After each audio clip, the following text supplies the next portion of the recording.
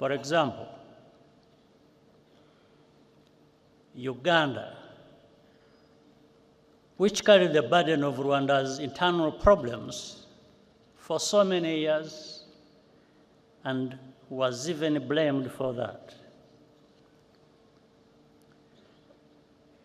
The leadership and the people of Ethiopia and Eritrea helped us in starting to rebuild at that time.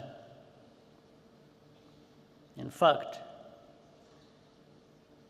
Prime Minister Abiy Ahmed, who is here,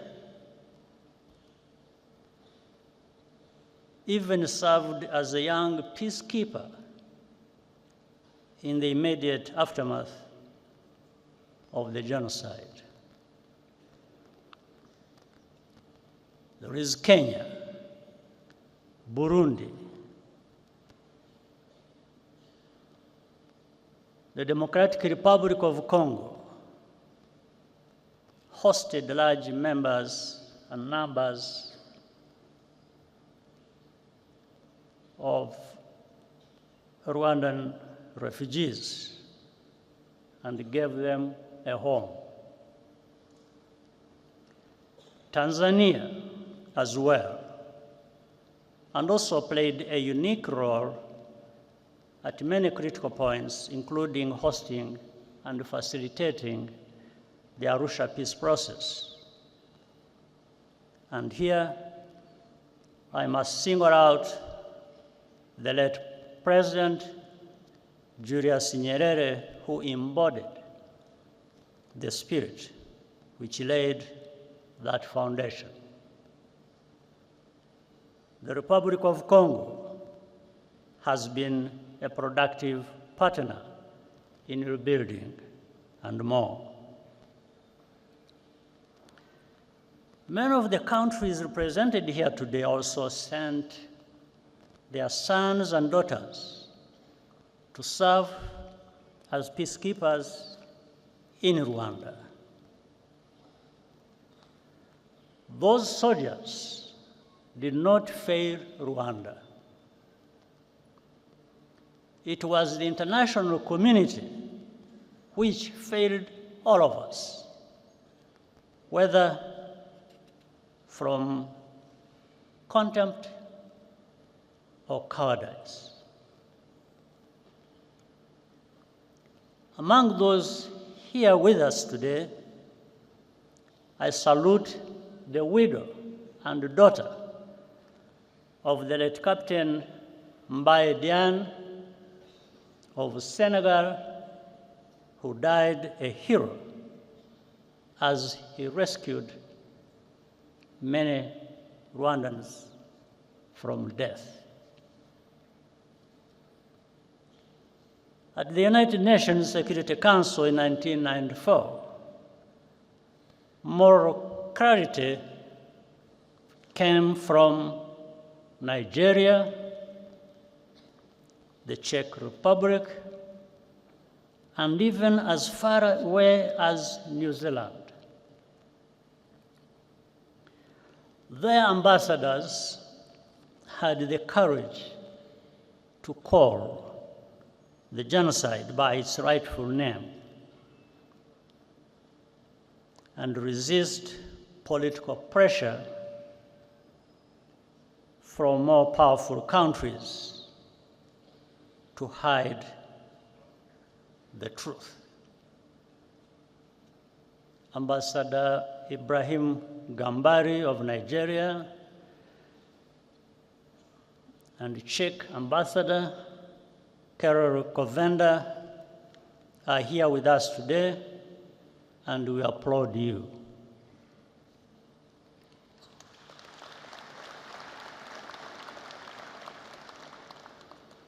Even in countries where government policy was on the wrong side of history, both during the genocide and even afterwards,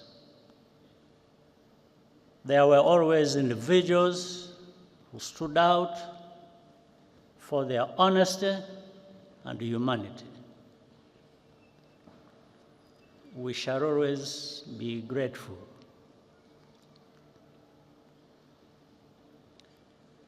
We also appreciate the tangible support we have received from partners beyond our continent over the past 30 years. In Europe, the United States, Asia, and many international organizations and philanthropies. A notable example of solidarity came to us from South Africa, one among many. Indeed, the entire arc of our continent's hopes and agonies could be seen in those few months of 1994. As South Africa ended apartheid and elected Nelson Mandela president, in Rwanda, the last genocide of the 20th century was being carried out.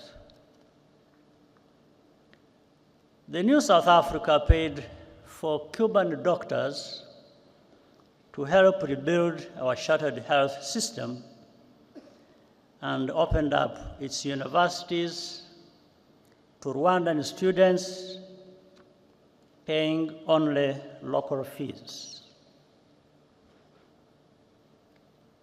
Among the hundreds of students who benefited from South Africa's generosity, some were orphaned survivors, others were the children of perpetrators, and many were neither. Most have gone on to become leaders in our country in different fields. Today, they live a completely new life. What lessons have really been learned about the nature of genocide and the value of life? I want to share a personal story, which I usually keep to myself.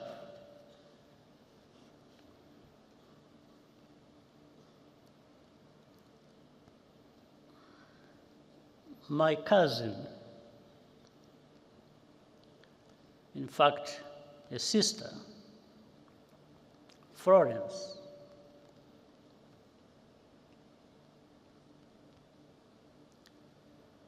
worked for the United Nations Development Program in Rwanda for more than 15 years. After the genocide started, she was trapped in her house near the Camp Kigali Army Barracks with her niece and other children and neighbors, around a dozen people in total.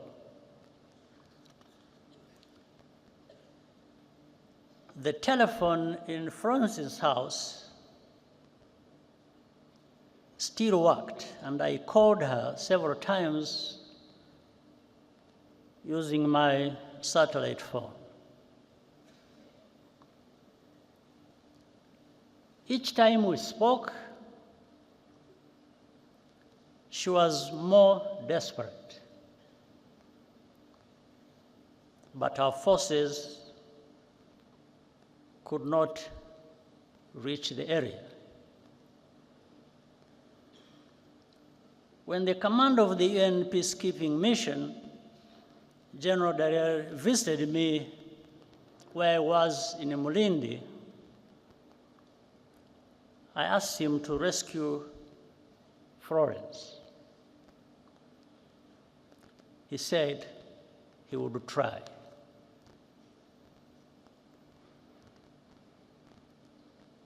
The last time I talked to her,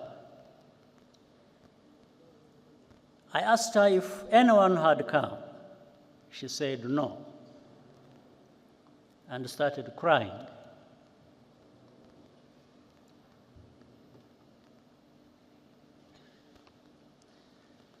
Then she said, "Paul, you should stop trying to save us.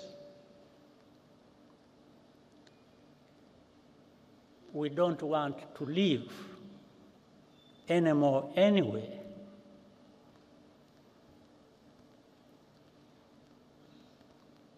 I quickly understood what she was saying, and she hung up.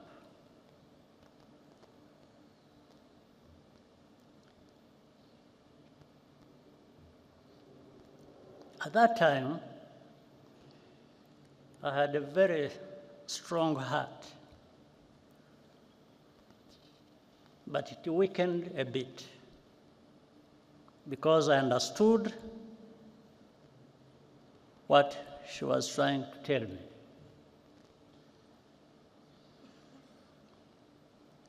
On the morning of May 16th, following a month of torture, they were all killed, except for one niece who managed to escape, and thanks to a good neighbor. It later emerged that a Rwandan working at the UNDP betrayed his Tutsi colleagues to the killers. Witnesses remember him celebrating Florence's murder the night after the attack. He continued his career with the United Nations for many years, even after evidence implicating him emerged. He's still a free man, now living in France.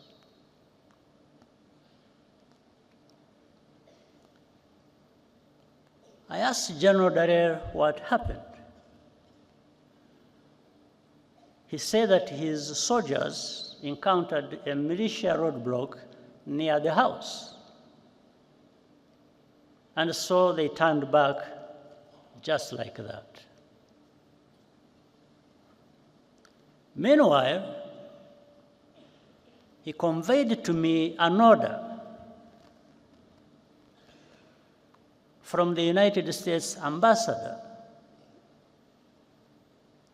to protect diplomats and foreign civilians evacuating from or by road to Burundi from attack by the militias.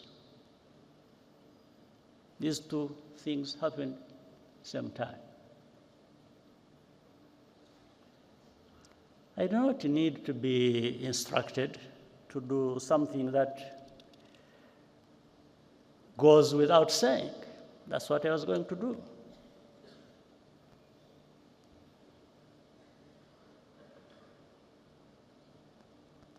But the militias ran away, or rather peacekeepers ran away from militias, were manning a roadblock.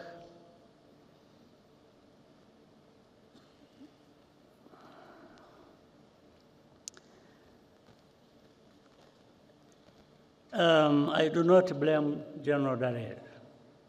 He's a good man who did the best that could be done in the worst conditions imaginable, and who has consistently borne witness to the truth despite the personal cost. Nevertheless, in the contrast between the two cases, I took note of the value that is attached to different shades of life. In 1994, all Tutsi were supposed to be completely exterminated once and for all, because the killings that had forced me and hundreds of thousands of others into exile 3 decades before had not been sufficiently thorough. That is why even babies were systematically murdered so they would not grow up to become fighters.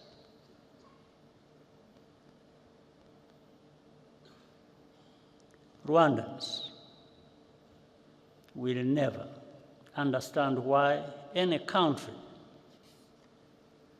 would remain intentionally vague about who was targeted in the genocide. I don't understand it.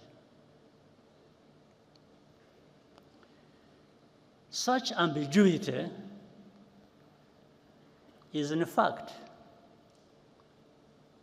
a form of denial which is a crime in and of itself.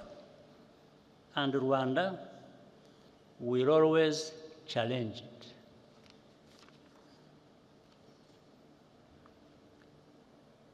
When the genocidal forces fled to Zaire, now the Democratic Republic of Congo, in July 1994,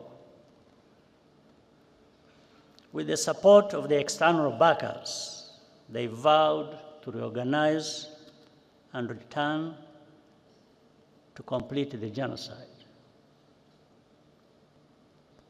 They conducted hundreds of cross-border terrorist attacks inside Rwanda over the next 5 years, targeting not only survivors, but also other Rwandans who had refused to go into exile, claiming thousands more lives.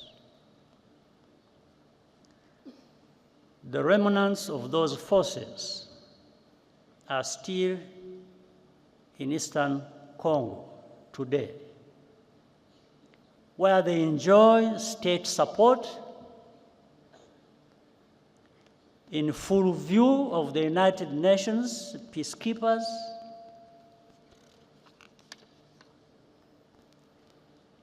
their objectives have not changed. And the only reason this group today known as FDLR has not been disbanded is because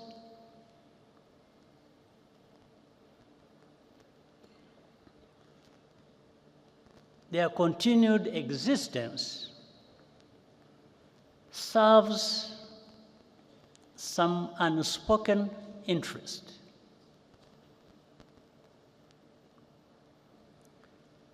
As a result, hundreds of thousands of Congolese Tutsi refugees live here in our country, in Rwanda, and beyond, completely forgotten, and no program of action for their safe return. Have we really learned any lessons?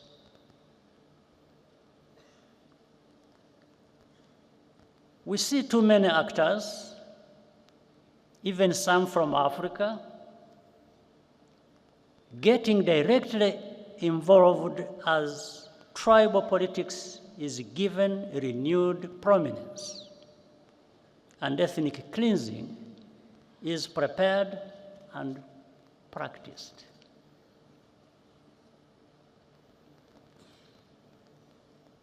What has happened to us?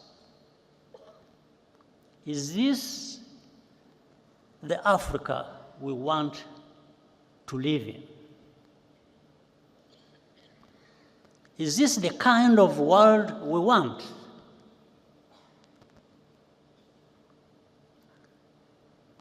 Rwanda's tragedy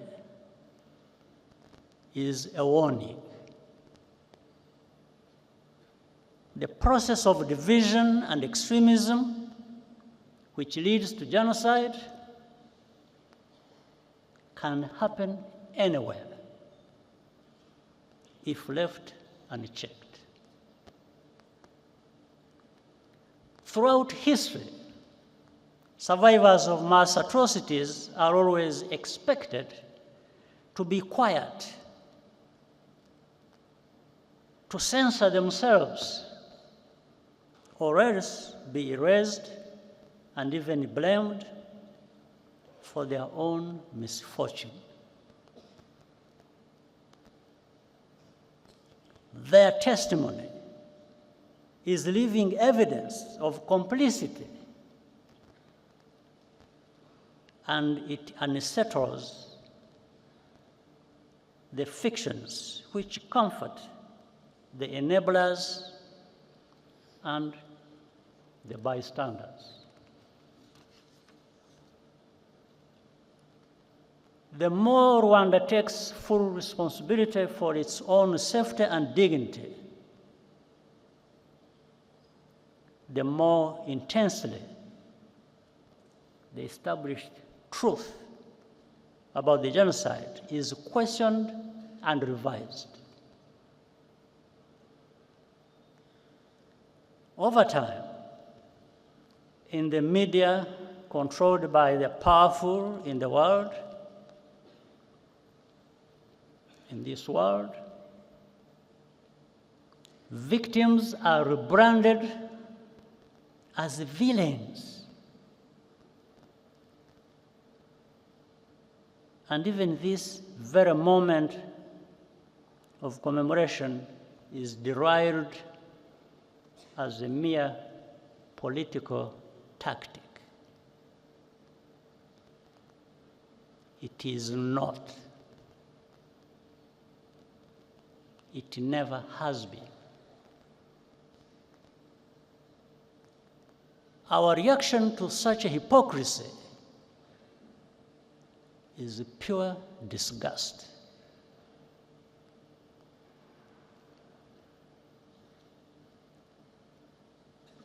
We commemorate because those lives mattered to us. Rwandans cannot afford to be indifferent to root causes of genocide. We will always pay maximum attention, even if we are alone.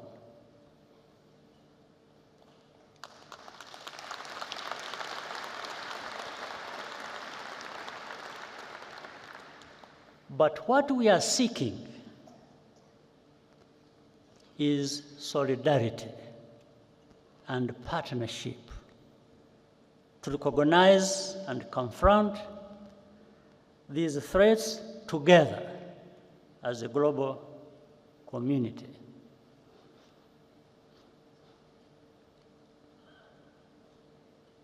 I will tell you another story. One night, in the later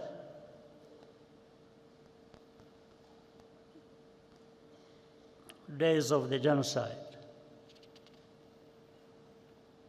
I received a surprise visit past midnight from General Dallaire.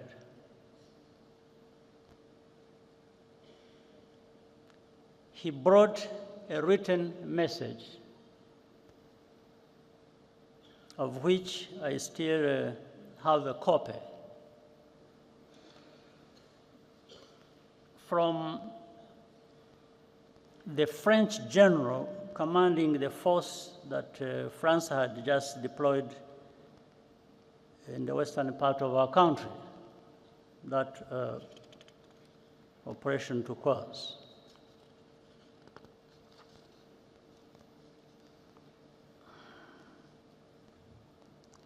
The message said that we would pay a heavy price, meaning those of us, the RPF, if our forces dared to try to capture the town of Butare, that is in the southern part of our country.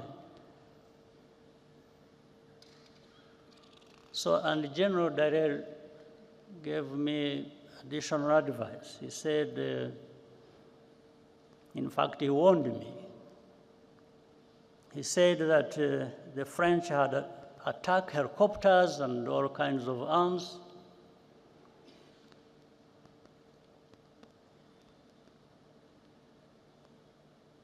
Every kind of heavy weapon you can imagine. And therefore, we are prepared to use them against us if we did not comply.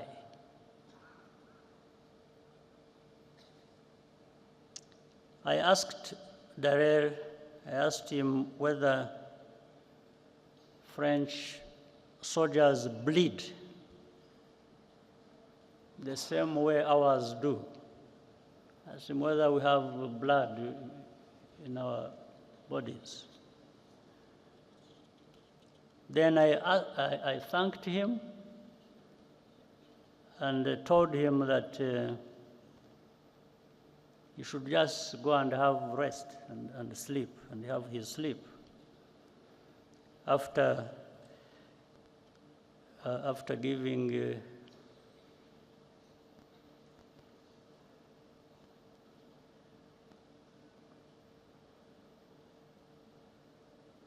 after informing the French that our response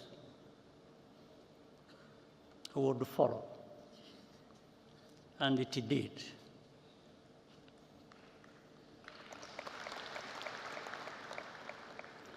I immediately radioed the commander of the forces that were actually in that direction, in that area, is called Fred Ibingira.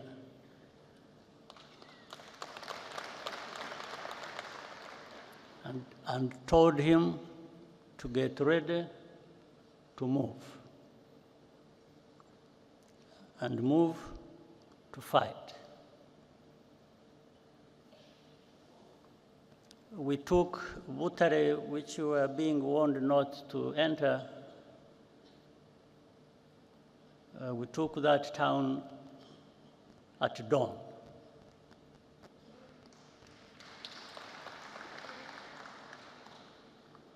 Within weeks, the entire country had been secured.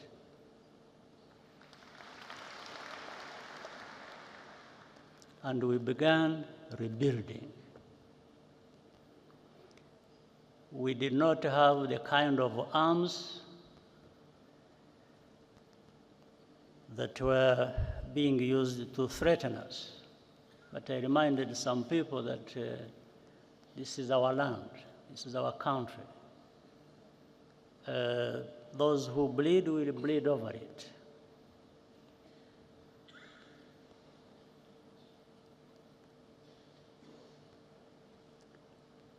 We had lost all fear. Each challenge or indignity just made us stronger. After the genocide, we face the puzzle of how to prevent it from recurring. There were three broad lessons we learned as a result of our experience. First, only we as Rwandans and Africans can give full value to our lives.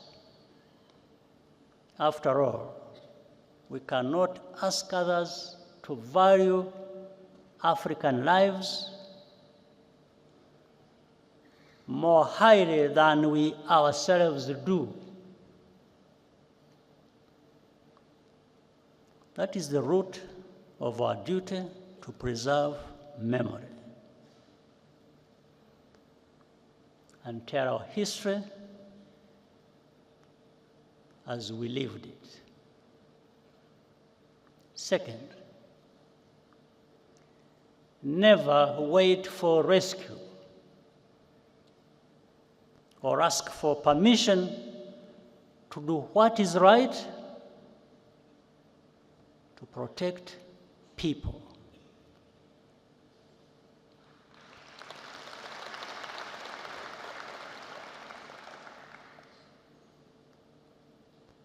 And that's why some people must be joking when they threaten us with all kinds of things and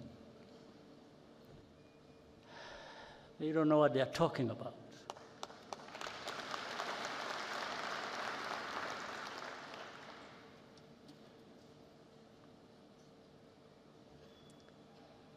But in any case, that's why Rwanda participates proudly in peacekeeping operations today and also extends assistance to African brothers and sisters bilaterally when asked. Third,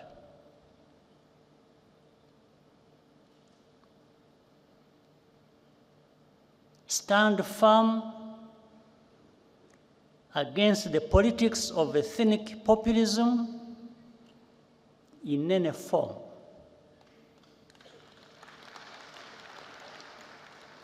Genocide is populism in its purified form, because the causes are political. The remedies must be as well. For that reason, our politics is not organized on the basis of ethnicity or religion, and it never will be again.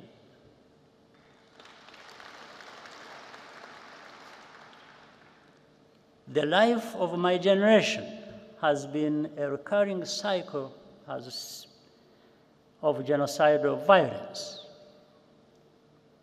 in 30-year intervals.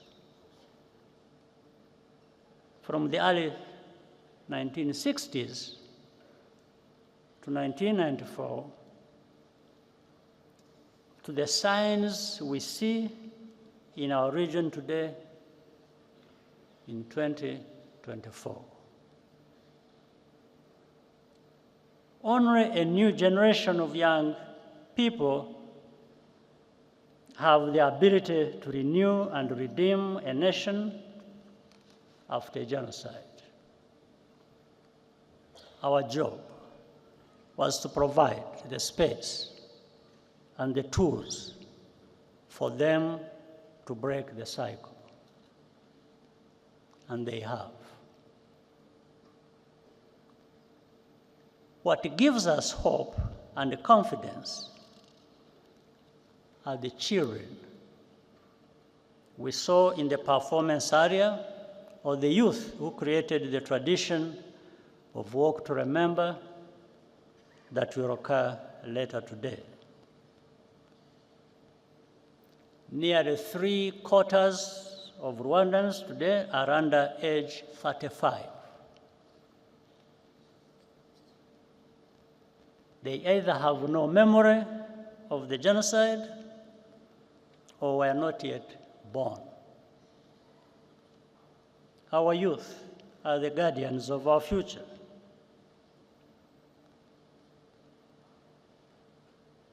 And the foundation of our unity, with a mindset that is totally different from the generation before. Today, it is all Rwandans who have conquered fear. Nothing can be worse than what we have already experienced. This is a nation of 14 million people who are ready to confront any attempt to take us backwards.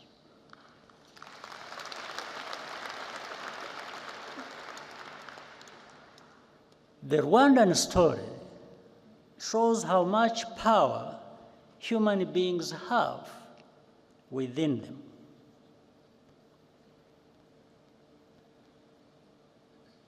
Whatever power you do have, you might as well use it to tell the truth and do what is right.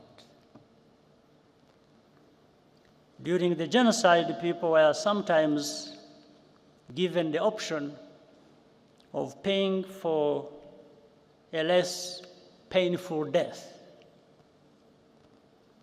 There is another story I learned about at the time, which always sticks in my mind, about a woman at a roadblock in her final moments. She left us a lesson that even every African should live by. Every African should live by this lesson. When asked by the killers how she wanted to die, she looked them in the eye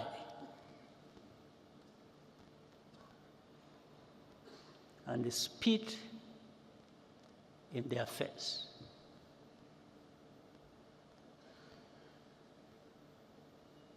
Today, because of the accident of survival,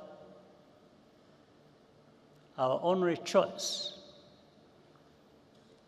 is what life we want to live.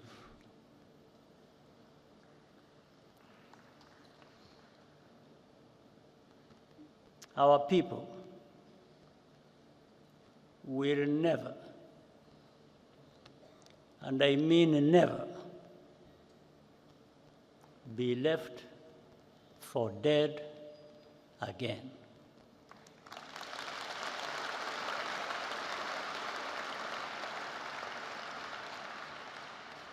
I thank you.